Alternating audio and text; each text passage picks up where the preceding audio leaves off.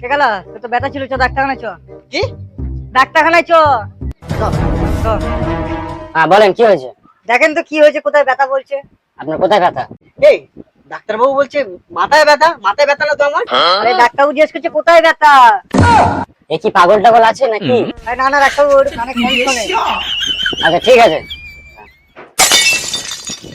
ভালো করে শুনে নিন। এটা রাত্রে খাবার পর, এটা সকালে খাবার পর, দিনে দুবার করে খাওয়াবেন। ঠিক আছে। 3 দিন খাবান, তারপরে কিছু হলে নিয়ে চলে আসবেন।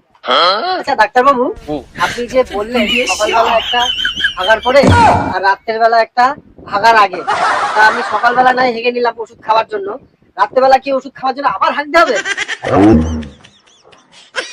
সকালে খাওয়ার পরে, রাত্রেবেলা খাওয়ার পরে। ও আচ্ছা আচ্ছা আচ্ছা।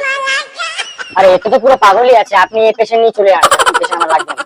চল, আর কি করবি, চল বাড়ি চল। ডাক্তারবাবু কি করলি তুই এটা?